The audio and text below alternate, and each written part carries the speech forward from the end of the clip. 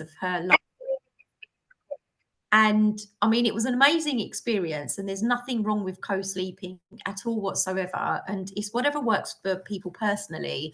And I find there's kind of two elements to this. One is that you co-sleep in the middle of the night when you're so exhausted and you don't know what else to do because nothing else is working.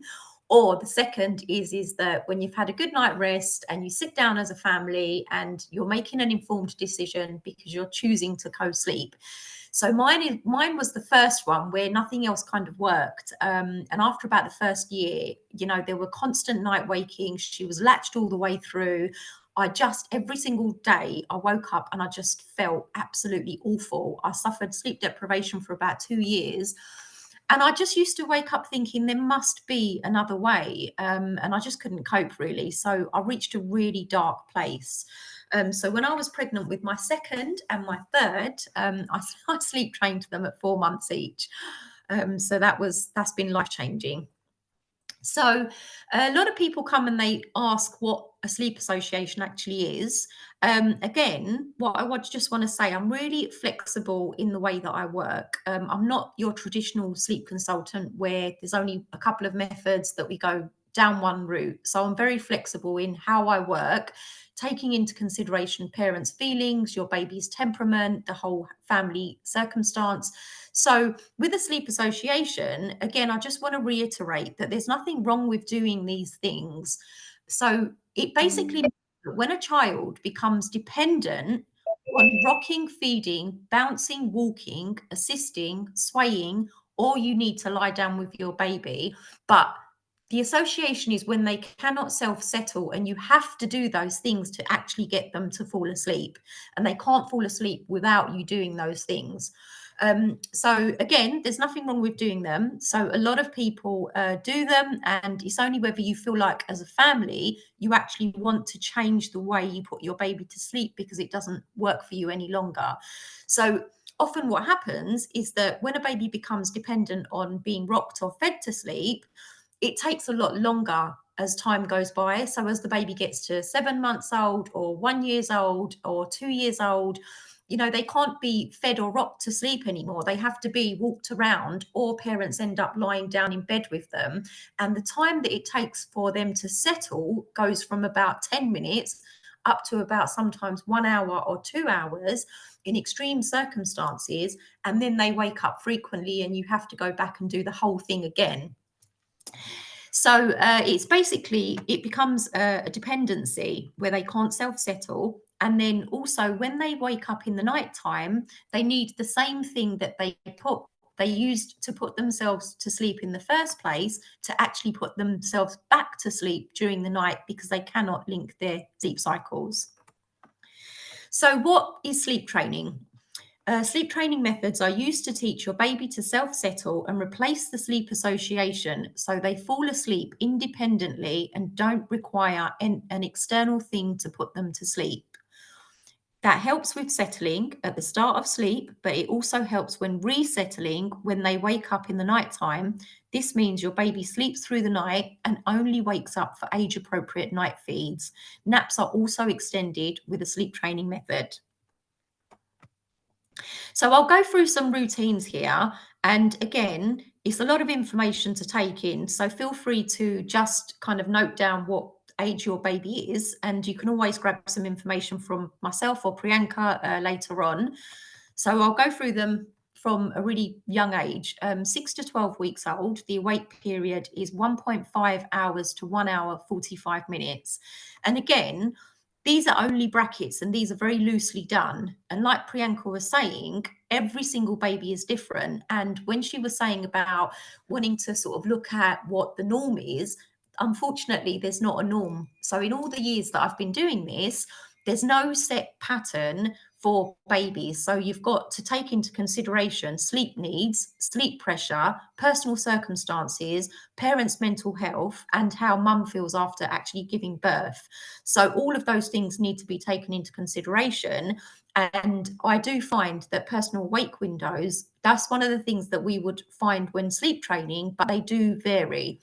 So with a 6 to 12-week-old baby, the number of naps can be 3 to 5 naps, more if all naps are 30 to 45 minutes long. The amount of daytime sleep is 4.5 hours to 3.5 hours, and the amount of nighttime sleep, 11 to 12 hours. So then you've got 4-month-olds. The awake period's 2 hours maximum. Number of naps, 3 naps, and it is okay for a 4-month-old to have 4 naps a day if they are catnapping. The amount of daytime sleep, 3 to 3.5 hours, and the amount of nighttime sleep, 11 to 12 hours.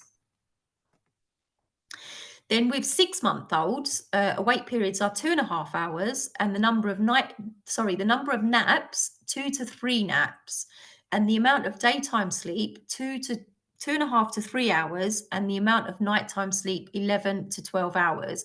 And also bear in mind that babies between 6 to 8 months old drop their third nap. And again, from my experience, the age bracket is very hard to pinpoint, a set pattern that most babies drop their first nap between 6 months, or most babies hold on to it until 8 months. It really, really does vary.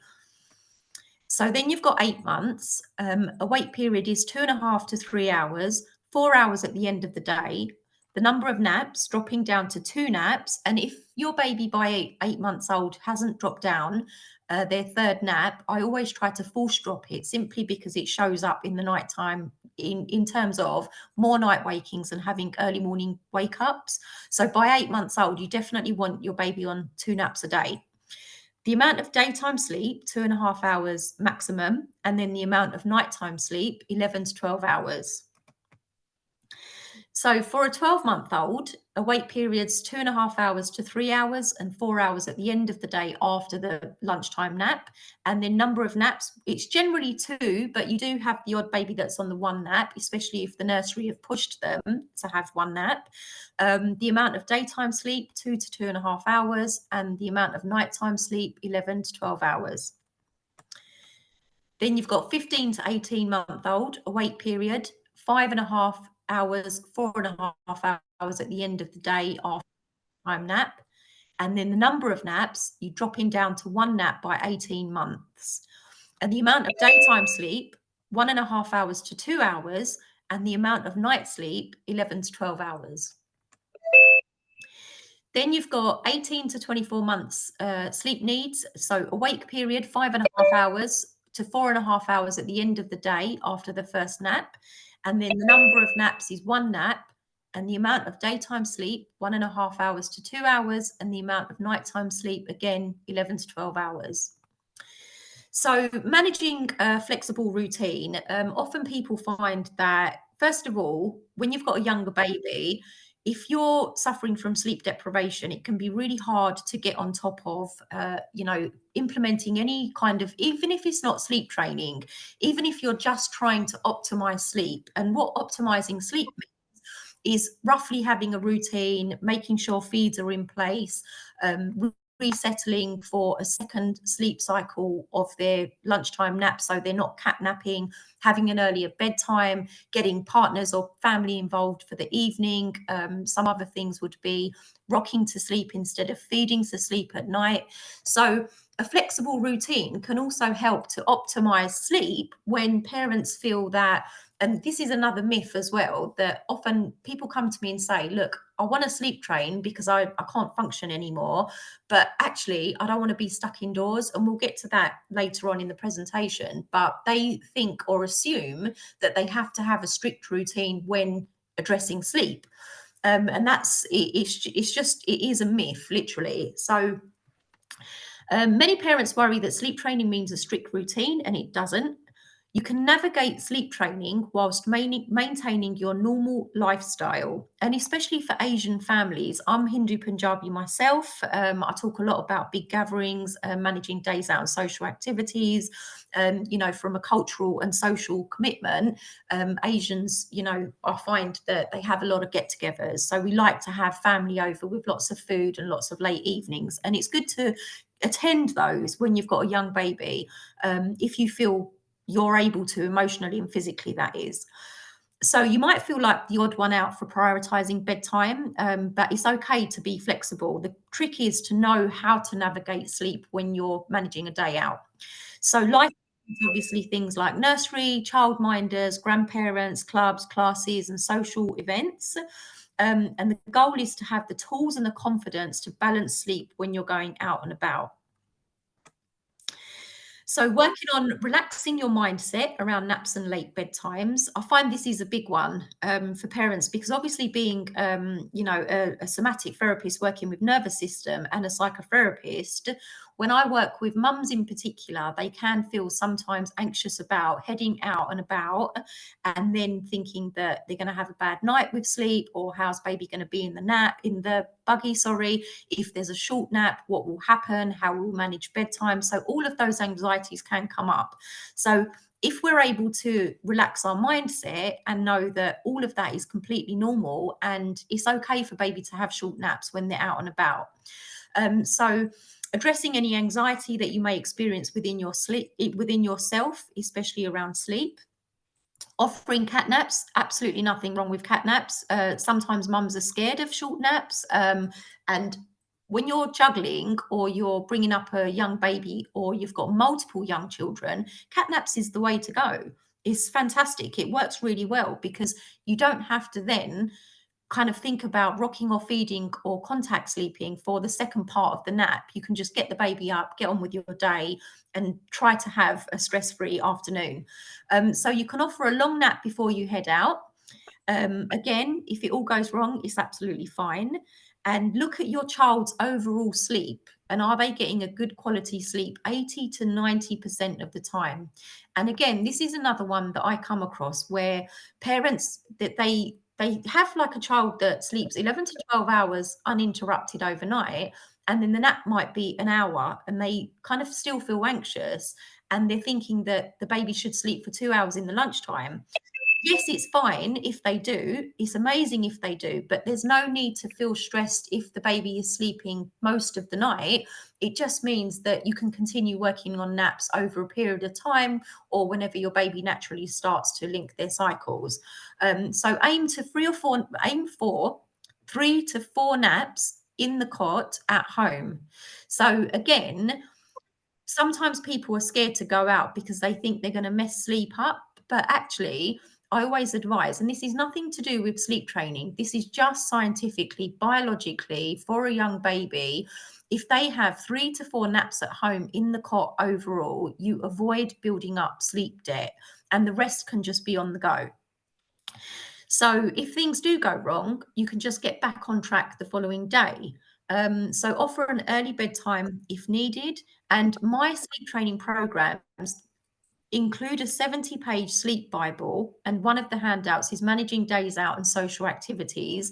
And the handout's actually designed to help you to build confidence, to go out and navigate a normal lifestyle and keep your child's sleep on track.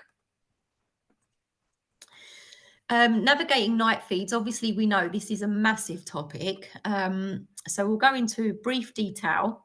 It has been developmentally shown that babies can go through the night without any night feeds from around 5 to 6 months old. With regards to the number of night feeds and the night weaning, I do actively, consciously put a night weaning plan in place from 5 to 6 months old. However, if parents choose to keep 1 to 2 night feeds, regardless of the baby's age, that is also absolutely fine. I do not dictate your goal, and you're the one that's in control of your sleep plan. So I have families that come and say that they've got babies obviously working up to 6 years old. I have a full range of children that are on different number of night feeds, 2-year-olds, even sometimes 3-year-olds. And parents can feel anxious to drop the night feeds because they're not sure when a baby is biologically ready. Some people feel that it's completely natural for kids to feed throughout the night up to a later age. So I always feel that it's important for me, especially as a psychotherapist, to give you all of the information and for you to then go and make an informed decision. So whether you come and you say that you want to keep one night feed because it's bonding with the baby, or you know, it might be the last breastfeed, for example, that's absolutely fine, as long as you know nutritionally your baby does not need the night feed. So we reduce the anxiety, we nip any fear in the bud, we make a plan for the weaning, and then we look at what your goal is. So here you've got a newborn to 4 months old, feeding on demand, 4 to 5 months old, 2 night feeds, 6 to 7 months old, 1 night feed, and 7 months plus, no night feeds.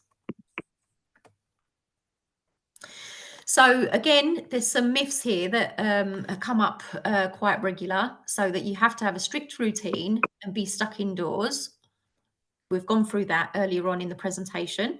That you cannot room share with sleep training, and that you have to drop the night feeds very early on and your baby will be left hungry. And you can't sleep train, and this is another big one, or that sleep training is difficult if you live with your in-laws or your grandparents care for your child. So obviously sleep training, the way that I work, is responsive, it's not restrictive, and you can balance sleep and your lifestyle. The room sharing is 100% possible. I have kids that are 4-year-olds that are still room sharing whilst addressing sleep and sleep training. We've talked about the night feeds, and we've talked about the family support. So having a flexible plan in place, that you don't need to clock watch, you don't need to be on a strict routine, and you can definitely lead a normal life outdoors. With regards to sleep training, with when you're living with family, in-laws, or your grandparents, so sleep training, the way that I work, I'll come on to this in a second, but I've created my own in-room sleep training methods, and I don't advocate for cry-based methods, and it doesn't mean leaving your baby to sleep. So if you've got concerns with your family, what we would look at is, if you've got support, how your partner is with being on board, and we would do an in-room gentle sleep training program, and then we would also look to optimizing sleep outside of sleep training, all the things that I've mentioned earlier. Again, another massive one. I hear this so many times, and I just feel like this is one myth. I don't want to use cry it out, or I don't want to leave my baby just for them to cry it out and not be able to respond.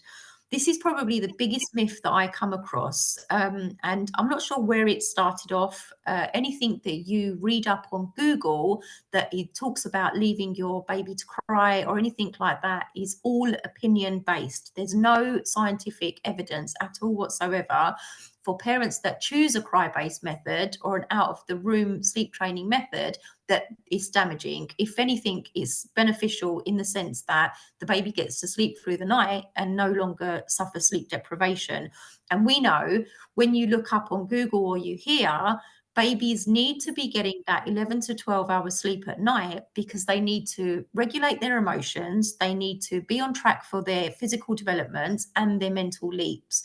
So when I'm sleep training, people come back and they're absolutely shocked, just because their baby's eating more food, walking quicker, together a sentence, the words are starting to come in thick and fast, they're starting to roll, they're starting to put their head up. And so that's not what I've done, that's just the science behind having a good night's sleep for a baby. So the most common myth I come across is parents believing they have to leave their baby to cry during the training. This couldn't be further from the truth, and I hope over the coming months and years I can reach out to those mums who are exhausted and spread this message. Cry out is one sleep training method called extinction. This is when you put your baby into the cot and walk out, and you do 0 checks until 7 a.m. regardless of their response. So I don't use extinction. I use probably 5 to 7 different sleep training methods. Sleep training's it's in fact the opposite. We respond to your baby and most certainly do not leave them to cry out, but the trick is knowing how to respond for bedtime and how to respond for each night waking. So as a BACP registered psychotherapist, I have a regulating body which I have to abide by. I follow a code of conduct and a code of ethics. What this means is that I cannot force my views onto you, and yours and your partner's feelings are absolutely crucial during the sleep training process. So my main priority is supporting you in a way that you are within your comfort levels and parenting values. And again, I do not advocate or encourage cry-based methods. Again, a couple of notes here for not wanting to use cry out. I've created my own in-room sleep training method, which has completely changed the way traditional sleep training responds. This is a supportive and responsive approach where parents have reported fast and effective results. I use scientifically evidence-based methods, which mean that they are age appropriate. For example, I would use gentle hands-on supportive methods for younger babies that does not allow them to cry at all.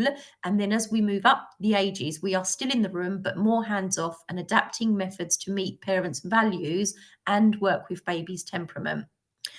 I also habit stack during sleep training. For those of you that don't know what habit stacking is, it basically means you replace one habit for another whilst we actually prepare for sleep training.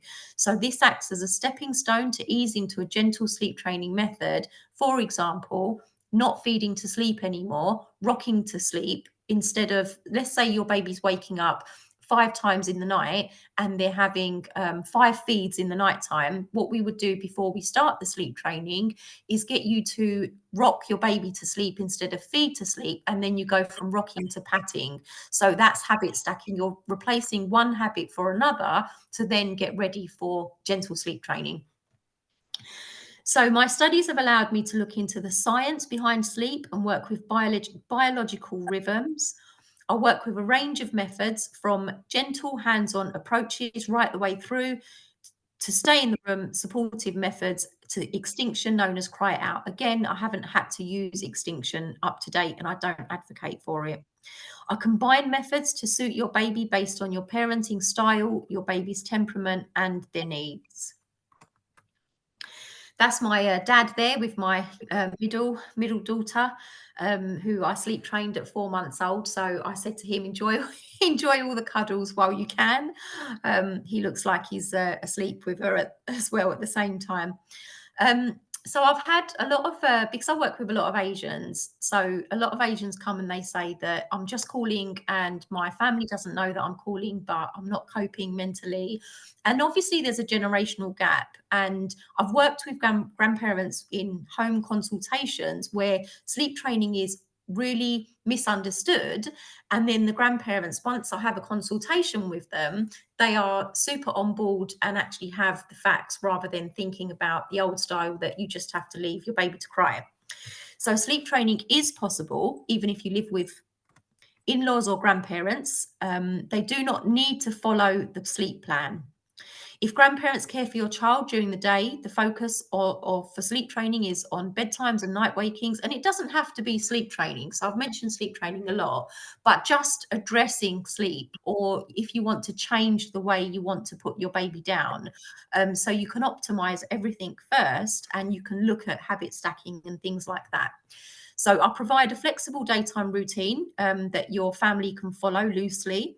They can continue to do buggy naps, patting, or co-sleeping. So often I have families that approach me that want to sleep train, but they have kids in nursery, or grandmums or granddads are looking after the kids in the daytime. And the way we go is that the grandparents just continue doing what they're doing. We just focus on nighttime sleep, fix the night wakings, teach the baby to self-settle. All you would do is you would just ask the grandparents or your in-laws what time the baby woke up, and basically how long they slept for, and then that would give you an idea of what time to put them down for bed. So we adjust the daytime routine, the night weaning plan we put into place, and have a nap schedule. And then again, habit stacking and making sure that the environment's good as well. So with regards to environment, some of the small changes that you can make, again, it comes down to optimizing sleep, is having an early bedtime, 6:30, 7, using white noise, having blackout blinds, making sure that light doesn't come in through the blackout blinds. That's one mistake that some families make. And then the baby ends up waking up about 4 or 5 a.m.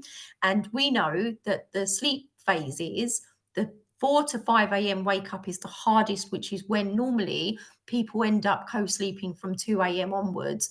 And it's because of the sleep phases. So you've obviously got, when they go to sleep, you've got the deep cycle, then it goes lighter, lighter, lighter. And then by 2 a.m. onwards, it's the lightest phase of the sleep.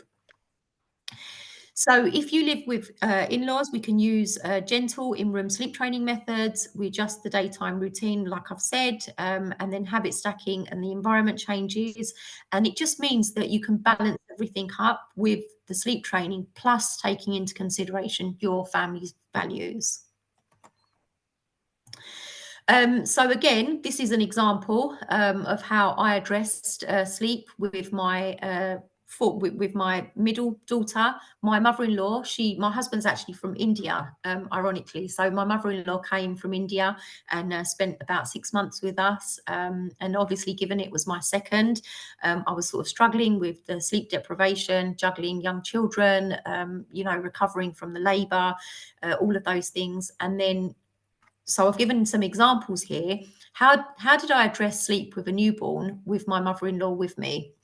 Used gentle sleep training methods, made small changes, used habit stacking, found my daughter's personal wake windows, replaced some night feeds with rocking, used patting and shushing techniques, optimized the bedroom environment with swaddle, blackout blinds, and white noise, got everybody involved with the daytime support, and created a daytime rhythm from 4 months old. So these are the things that you can put into place straight away. So this isn't this isn't as such that you're actually sleep training. You're just putting a few things in place to help you. So the famous sleep regressions, what to expect from birth to 2 years old. 4 month sleep regression, you've got one there, 8 months, 9 months, 12 months, 18 months, and 2 years. And what I find that when your baby has been sleep trained, 80 to 90% of sleep trained babies bypass or have a watered down version of a sleep regression. So a lot of these don't occur when your baby is sleep trained, but also parents sometimes they come to me and they say, I think my baby's been having a sleep regression. And I always ask them, we go into detail and kind of unpack the whole conversation. And they feel that the regression's been going on for about 3 months. And what happens with regressions is because they are horrendous, the tears are different, the resistance is really high, the wake ups can last quite a long time. It's really difficult to resettle. Your normal approach to sleep just doesn't work. The baby just looks extra clingy, and there's no other behavior involved. That's typical presentation of a regression. Parents often resort to rocking or feeding or co-sleeping. So the baby, when the regression bypasses, the baby then ends up picking up a sleep association, which is what we talked about at the beginning of the presentation, and they can no longer or still cannot self-settle or link their sleep cycles overnight. So then what happens is that you've got a regression that's triggered everything, and then the sleep association becomes the actual problem. So sleep associations, they normally only last about 2 to 4 weeks, and they can come a couple of weeks early before the baby turns that age, or a couple of weeks after.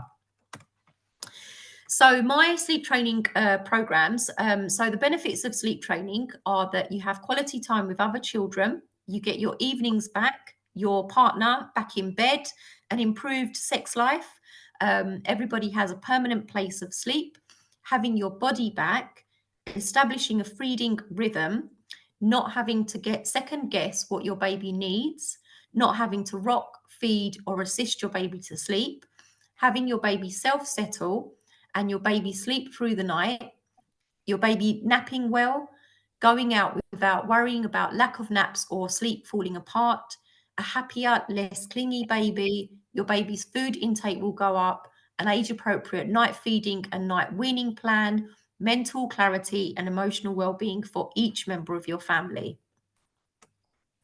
So my sleep training programs, they include 2-week support, 24-hour sleep log reviews every morning, a 3-way WhatsApp group with your partner or a family member, unlimited phone calls and email support, and a 70-page sleep Bible that you get to keep to navigate all of the things like illness, daycare, days out, social activities, nap transitions, growth spurts, teething, illness, sickness, everything's in there.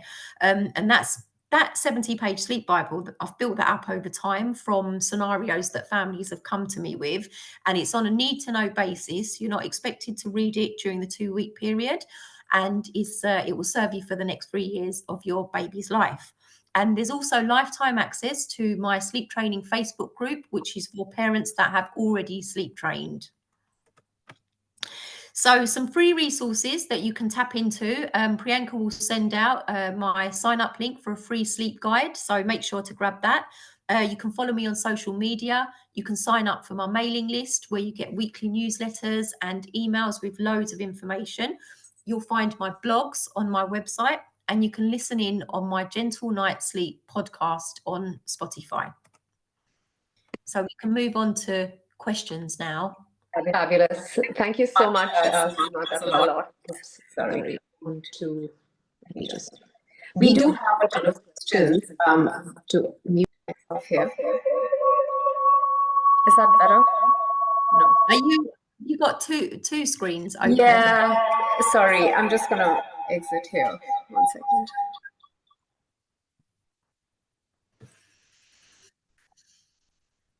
So yeah, I can see the questions.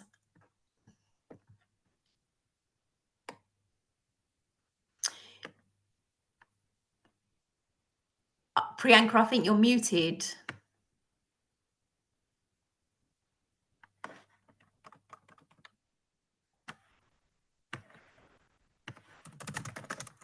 Can you hear me now? Yes. Okay. So there's quite a few questions, Seema, if you can go through in order. Yeah, no problem. That's fine. Okay, So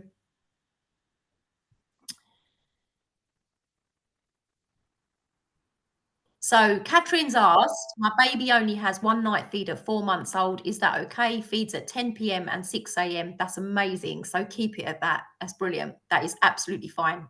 Not a problem. So what are the optimal timings for the night feeds? So I would say 10 p.m. is absolutely fine. So it also depends on whether it's a dream feed. So if you're getting your baby up, which is also okay, that's fine. So by about 5.5 months old, if you're waking your baby up for that feed, you want to stop doing that around that age. If your baby is waking up by themselves, you can just continue keeping that feed at 10 p.m. That's perfect until they either wean off.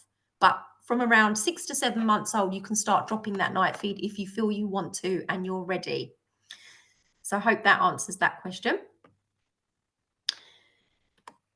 So Jyotika is asking, my baby is, sorry, I'm just getting more questions come in. I'm just going to scroll up.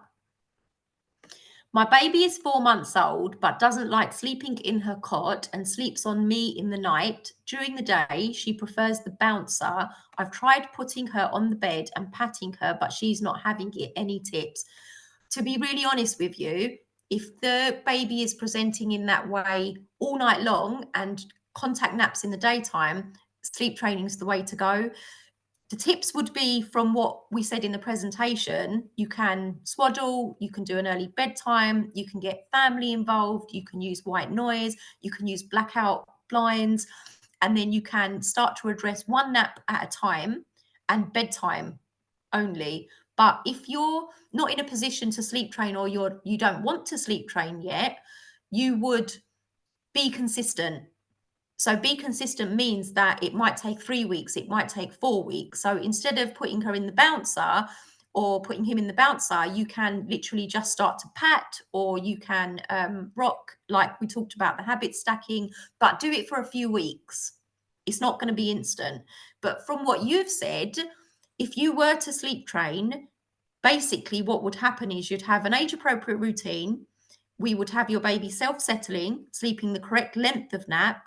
We would have her on the right routine, like I've mentioned, early bedtime, self-soothing at bedtime, and then on 1 or 2 night feeds overnight and sleeping in the cot.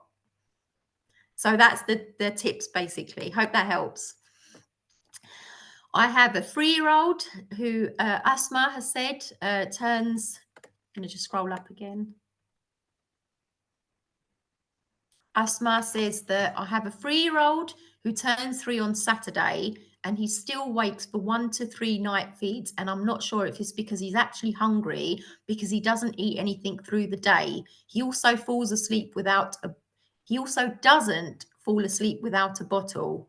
Yes, he doesn't get a bottle any other time throughout the day, nor does he really ask for it. Okay, so I'll break this question down. Like I've mentioned with Jyotika, with your 3-year-old, basically there is a sleep association because he's dependent on falling asleep with the bottle.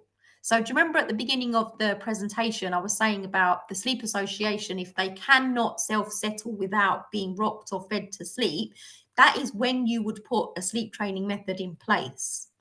Simply because when you remove that bottle, he's probably just going to be dependent on it or cry, or it's going to be quite stressful for you. So when you have a sleep training method that works for your family, you're able to replace the bottle with the method, right? So you teach him to fall asleep without the bottle, and then during sleep training, we drop the night feeds gradually and gently over a 2-week period.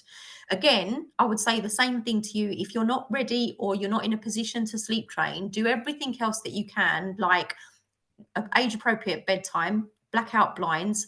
You don't really need the white noise at 3 years old. No naps, because at 3 years old, they don't need the nap. That also sometimes causes resistance at night time. So with regards to the food, the reason why he's not eating in the day is because he's having all of his calories at night. So I have parents are absolutely shocked when they sleep train with me. After we drop the last night feed, the next day and the second day, they say the food has shot up through the roof, that they're not even able to keep up with the food intake in the day. So he's not waking up out of hunger, because babies can drop their night feeds around 6 months old. He's waking up because he's become habitual and he cannot self-settle at the start of sleep, and he needs the feed to get himself back to sleep. And then he's not having the food because he's having the night feeds.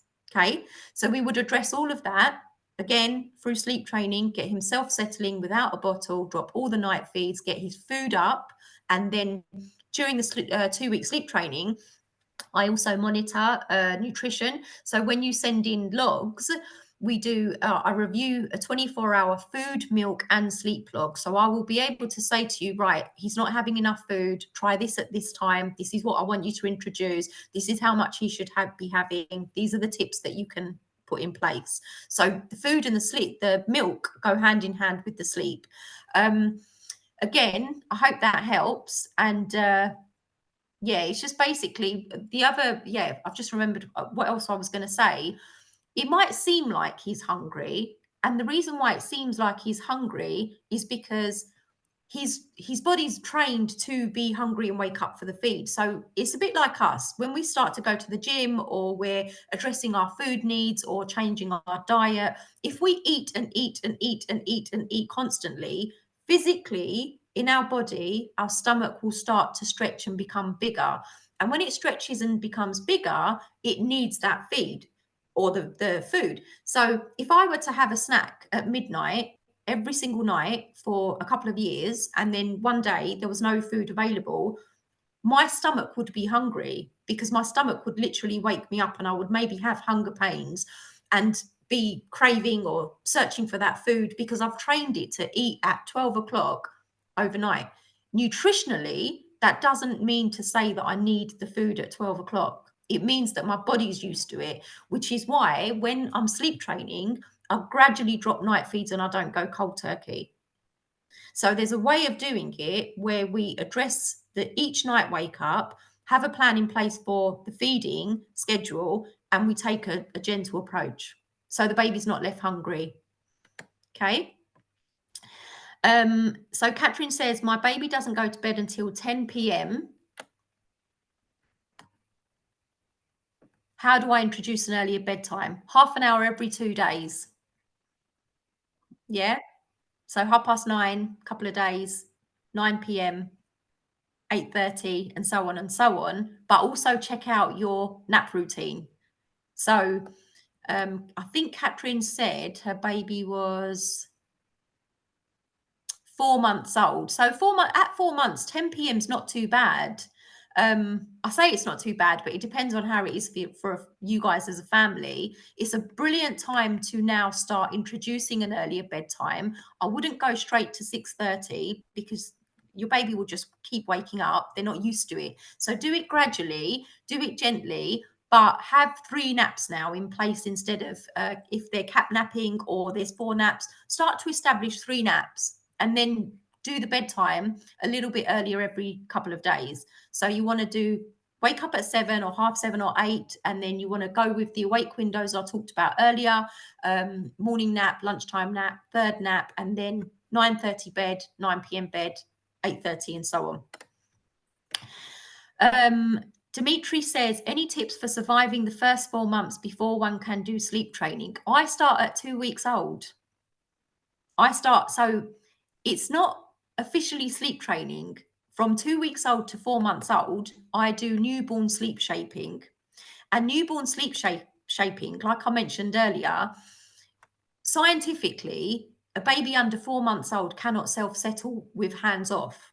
So when I work with 2 weeks old to 4 months old, I optimize all of the stuff outside of sleep.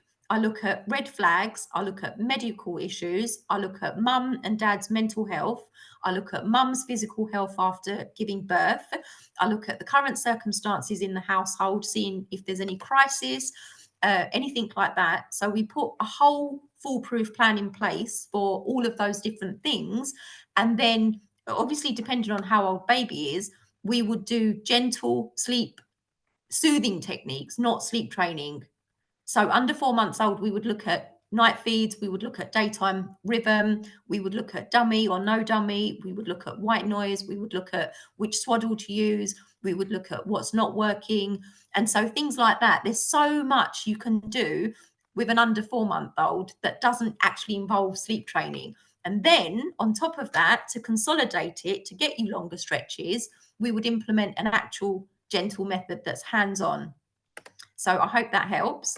And again, just to add as well, Dimitri, I think it's really important to check out if you're suffering from any postnatal depression or any anxiety or any overwhelm, how you were during your pregnancy, if you've ever had issues beforehand, if you have multiple children. So there's lots to consider.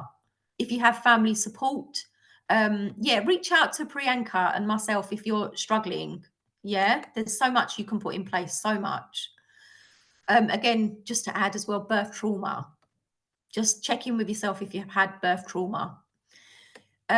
Carolyn says he's 5 weeks old, falls asleep feeding or in my arms. He wakes up because he's bothered by reflux or making some gurgling, gagging noises. Any tips for helping him self-soothe and go to sleep by himself?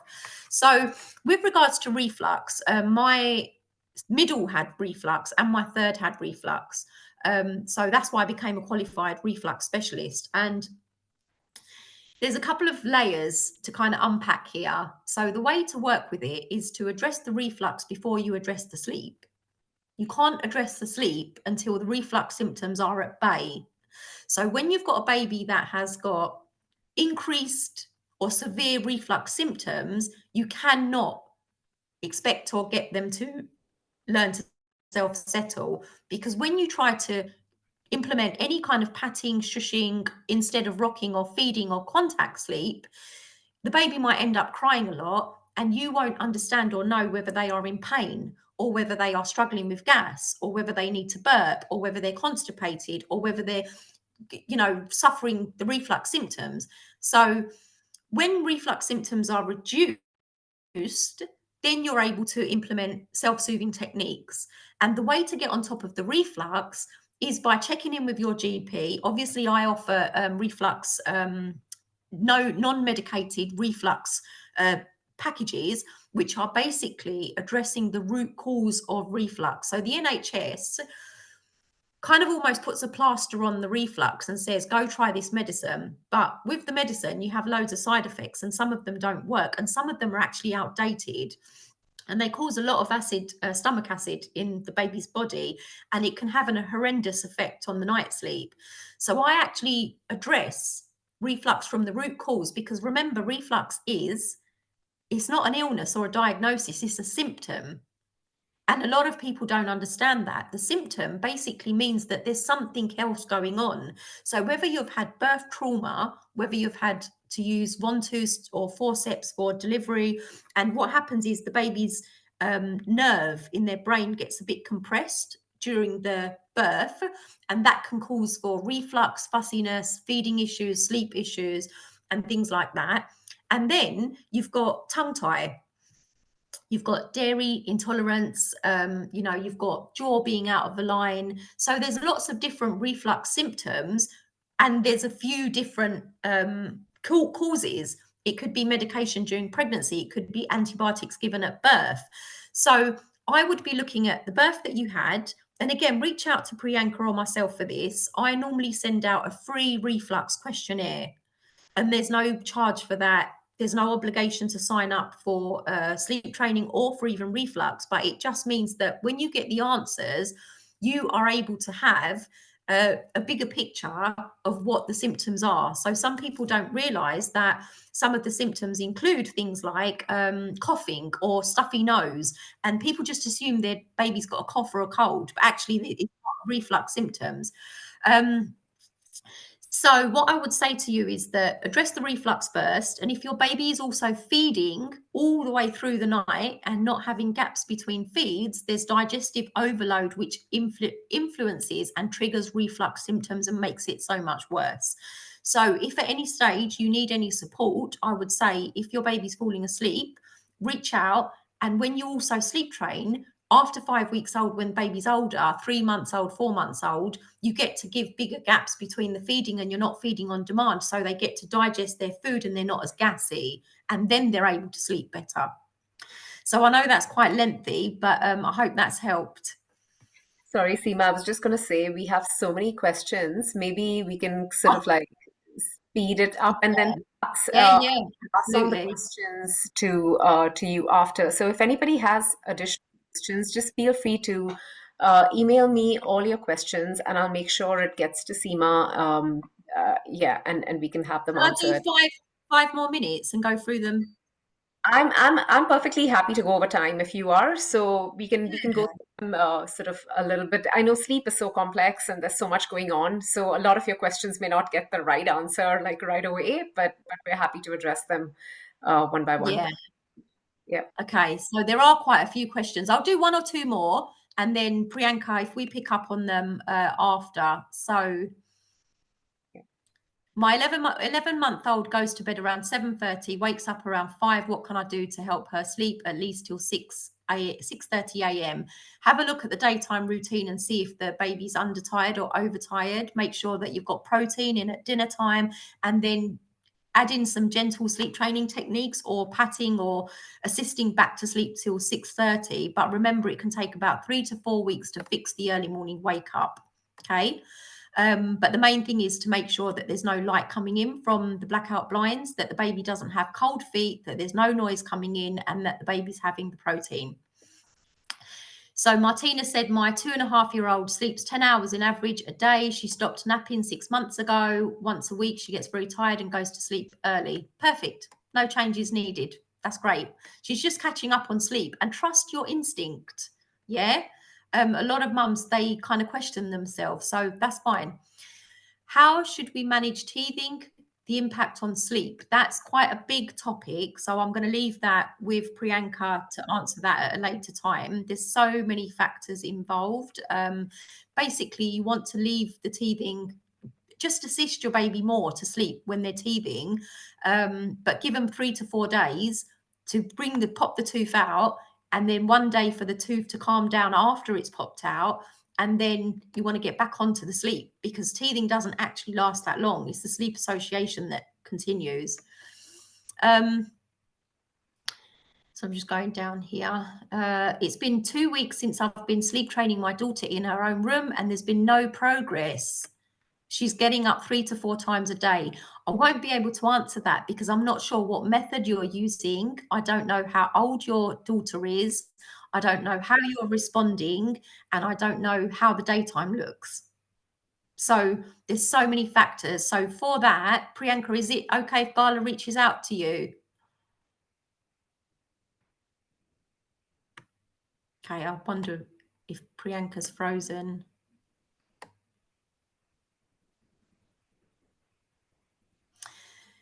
I think what we'll do is we'll close up. I don't know if everybody can hear me.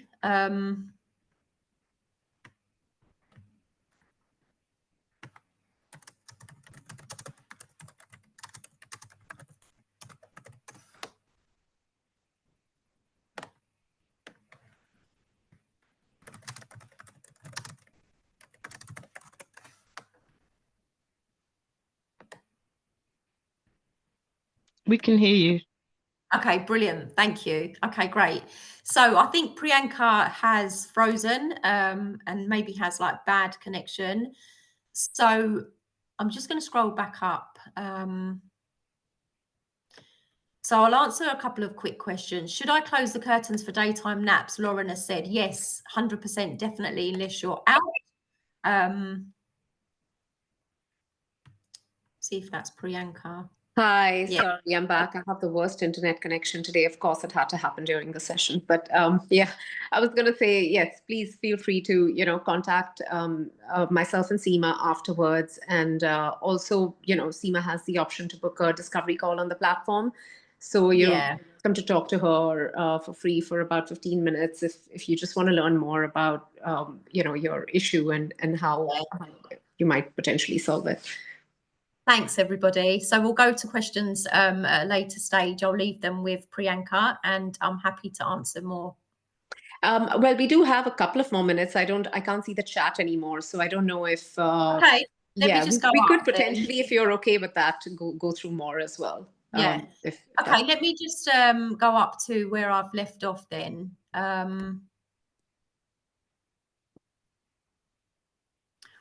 Liz said, when is the best or earliest age you can sleep train an infant? I start from 2 weeks old. So like I said earlier, newborn sleep shaping up to 4 months old and then just full swing in after 4 months. What are your thoughts on dummies? Again, it's about background information. If your baby has reflux, dummies are good for the pain.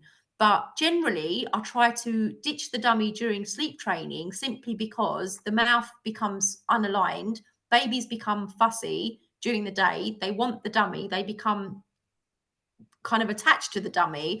It's extremely difficult ditching a dummy at a later stage. So I normally sleep train with a dummy between the ages of 4 months old and up to onwards, really. I only ditch a dummy under 4 months old. So I think dummy is a personal choice, but you need to understand that there's an attachment and that if there is a strong attachment at around 1 to 2 years old, generally you need to wait for your baby to wean off of the dummy. So how long, Liz has said, to get them ready for an early night's sleep at 4 months, how long should the 3 naps in the daytime last for? So that would be the slides that we've gone through earlier on.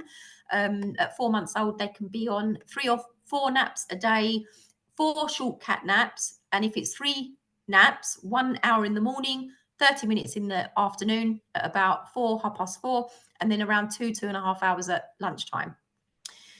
I think we've answered them all, Priyanka. Okay, fantastic. That's fantastic. All the questions. Perfect. I'm just writing a note on the chat about how they can contact and book the free discovery call if needed. That's great. Thank you so much, Seema. It's just such Can I just add one thing? Sorry, Priyanka. So Sure. I get the sense that there's a lot of mums here with young babies. Yeah. Right. So when there's a young baby, I just want to let everybody know that if you're on maternity, which I really appreciate, if you do get in touch with me and you want to sleep train, if you have a financial aspect to consider when you're booking sleep training, please ask me or tell me what your budget is, because when people are on maternity, I often find that there's a common thread. Mum's doing the night wakings and the night feeds, looking after the baby in the daytime, desperate to sleep train, not bringing any income in. And then dad doesn't or isn't able to attend the call because they're working, doesn't see the benefit of the sleep training, and then kind of shuts it down or says that, no, it's a phase, we'll see how it goes. And mum's kind of stuck and they're not able to reach out and afford the sleep training. So if that's the case, please contact me. I have families that sleep train on all different scales of the finance part of it. Yeah, I just wanted to add that because I noticed there's a lot of young babies here. Okay. That is so helpful. Thank you for sharing that. I certainly resonate with that. You know, when I was on maternity and yeah, had all of the issues that you said, reflux, night wakings, all of that, and we're very happy to also add those like customized packages on the platform if needed, and you know that's no problem at all. I really appreciate you sharing that with the community. So thank you for that, Seema. Thank you so It was much. insightful. There's just so much to unpack, as you said, with sleep I know. training and there's just so many different. Each family is different. I think what you said about the anxiety as well. I think my firstborn, a lot of that was because of my birth trauma, because of my Yeah. anxiety. And often I would notice, like when I would just hand the baby to someone else, he would calm down. So it's just so much of it is you know got to do with yourself and regulation, and that's all very difficult when you haven't had sleep, when you're still recovering from you know birth, all of those things. And that's why, Priyanka, I always say to people that with regards to being a site, so I'm the only international baby and toddler sleep consultant that is a nervous system embodiment coach and psychotherapist. And the way that I work with families that are suffering birth trauma or high levels of anxiety is they come into 6-month containers with me. So what we basically do is we sleep train first. So you have a true picture of the sleep deprivation and what the sleep needs are for you and the baby. And then we do birth trauma therapy. And then we do online coaching continuation. Yeah, for your anxiety. That's brilliant. We have one more thing. I've just closed the curtains for my one. Just looking at the comments here. I think I might have missed that curtain one. Oh, God bless you for this session. That's lovely. Thank you. Thanks, Liz. Fantastic. So for anyone who has additional questions, like I said on the chat, either email me or you know book the free discovery call with Seema, and we can customize packages as Seema said. So feel free to do that. I will also share the resources that you mentioned. So I will send an email to everybody after, and once Seema sent me all the material, and you'll get all of the material that she mentioned. The first place to start is to grab the free 7-step guide, and that will sign you up to weekly newsletters where you get loads of information, and then there's links for my podcast there as well, which are bite-sized chunks made for mums managing children. Amazing. Thanks a lot. Hope this was helpful. And we will, we'll be in touch shortly with all the resources. Thank you. Bye-bye. Sorry for the technical issues. Bye now.